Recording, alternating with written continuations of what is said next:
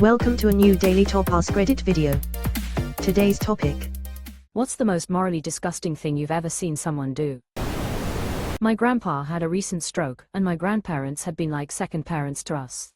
My little brother smashed a truck into my grandpa's gated compound and robbed him with a buddy. Everyone knew it was him, and he never said goodbye to my grandpa in the months before he died of cancer or apologized. He tried to call my sister at his funeral for money and yelled at her from jail. None of us speak to him anymore. He ain't your brother, not anymore. Nope, you officially have only a sister now. This girl I went to high school with fake cancer and received around 90k in donations. This was around a decade ago. She disappeared off the radar and one day popped up on social media where everyone called her out on it. The account was up for maybe a day or two before it was deleted. Are you from Ontario? Sorry, just read the states. I know of someone who did this too. Also know someone from Ontario that did this, then did it in Victoria, then went missing for a couple weeks, and now has a wife and kid who know nothing of her past. Crazy. I remember the girl from Ontario. I knew her. She tweezed out her eyelashes. She ended up going to jail for it. Friend's drug addict mom stole his identity when he was like 2 years old and trashed his credit so she could get high. She also gave him congenital hep C and he'll need a liver transplant by the time he's 35. The credit thing was super common in the 90s too. My uncle did that to his kids. Yup, late 90s my cousin got my uncle. Opened up multiple credit cards in his name and she maxed them all out. She also forged a bunch of his checks. She wasn't even a drug addict or anything, she was just a straight up thief. 2 people I went to school with stole their parents' business, defrauded them. It left parents homeless. The dad got sick, couldn't afford healthcare and died soon after. Children still living the high life, not giving two shits. Wondering if these people you know are born sociopaths or if their parents did something that made them grow up to be so cold-hearted. Are we talking about Dennis and Dee Reynolds here? Because that's legitimately who this sounds like, haha. Which absolutely does not make them look good. Guy left his wife and 4-year-old son for a younger woman. Had 2 kids with her and forgot about the first. Did it again with a third woman, another 2 kids, effectively abandoning the second 2. Eventually divorced from the third just before catching several federal wire fraud and money laundering charges for a crypto hedge fund he started and built several people out of about 5 mil. My great-grandfather did this. He named his firstborn son, my grandfather, after him and then named his firstborn son that he had with his second wife after him too. Oh, and he and my teenage great-grandmother had a child out of wedlock before they had my grandfather and never told anyone. She grew up about 30 minutes away from 2 full-blooded brothers that she didn't know about until decades later. Narcissistic sociopath shit. The singer Brian McKnight did a similar thing. Has a son called Brian McKnight Jr., 35, who he's disowned and is estranged from that whole family. Has a baby with new wife in 2023, names him Brian McKnight Jr. as well. In the middle he had a daughter called Brianna with a third woman. Also referred to his stepson as his legacy after disowning his eldest children. He's a complete scumbag. My brother tried selling his then 6-year-old daughter to pay for drugs.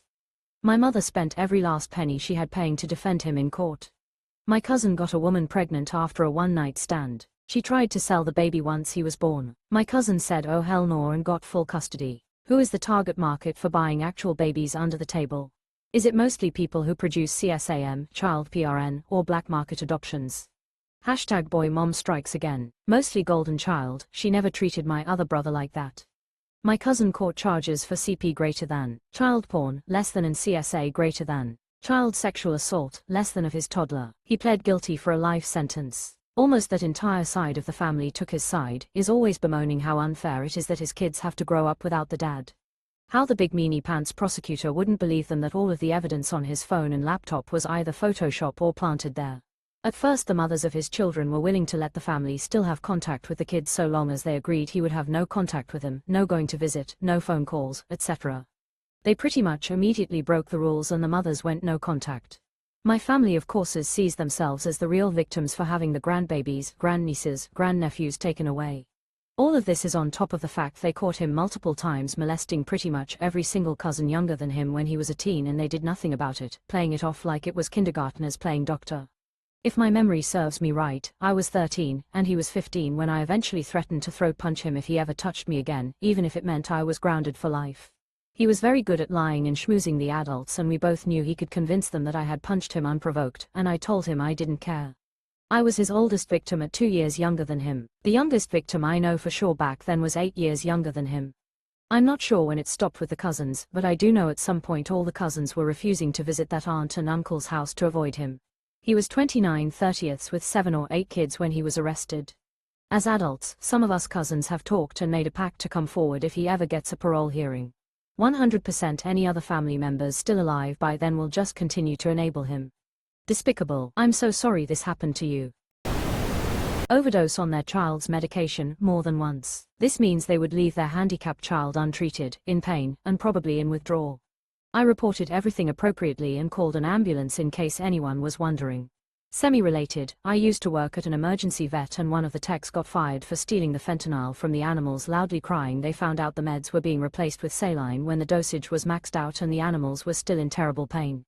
They found his stash and fired him. Reminds me of the Yale fertility clinic nurse who did the same thing to women who were having their eggs collected for IVF, which is done via a needle into the ovaries.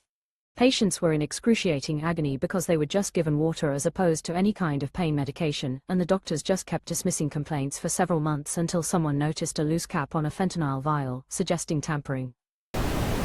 When I was a kid, a family member was into breeding pit bulls. Not sure why. One day, they wanted to go look at a potential breeding male. The dog was huge, looked more like a Corso. It was also really vicious. It was likely to attack anybody who entered the enclosure. As to prove a point, they threw a cat in there with it. I was around 10 or 11 at the time. I still think about that day, wishing I had the power to do something. Okay, that's enough of this thread. I opened this thread hoping I wouldn't regret it. Yeah, I regret it. I once saw my ex-boyfriend's brother use baby kittens as clay pigeons.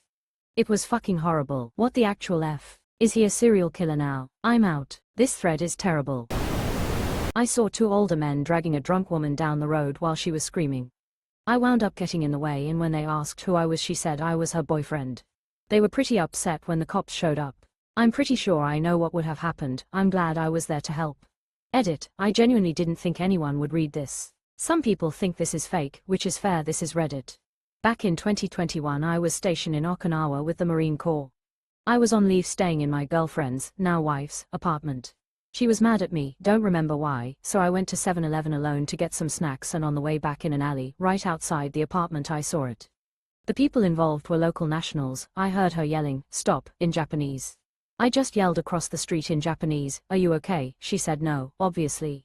The guys were trying to figure out who I was. That's when she said I was her boyfriend.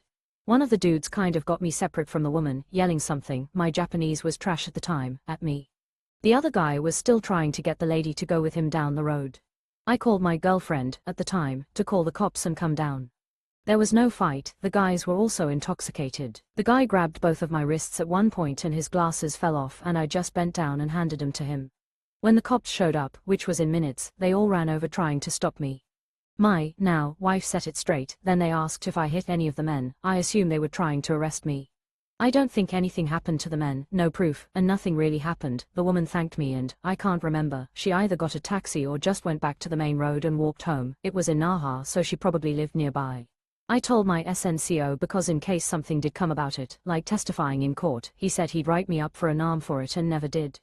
I'm still salty about it. Someone in comments says I have a deleted creepy comment. Why would I take a drunk woman to her car so she can drive home?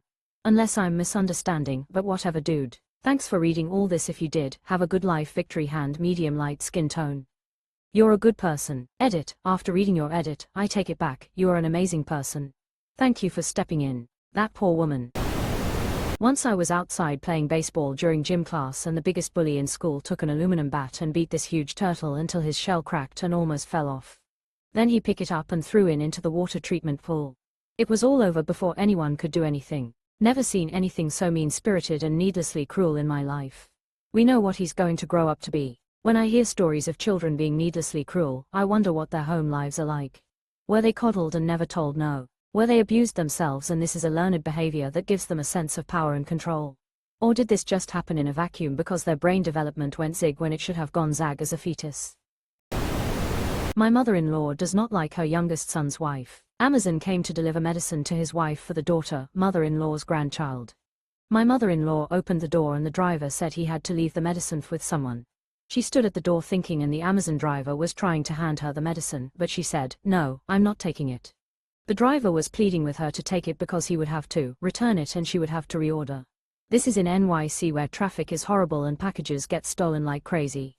She said, I don't care. I'm not TSing it for her. All she had to do was take the package from him. She refused it only because it was for the daughter-in-law who she doesn't like. This was recorded on Ring Cam. Sounds like something my mother-in-law would do. I understand not liking someone, but to mess with medical stuff is another level.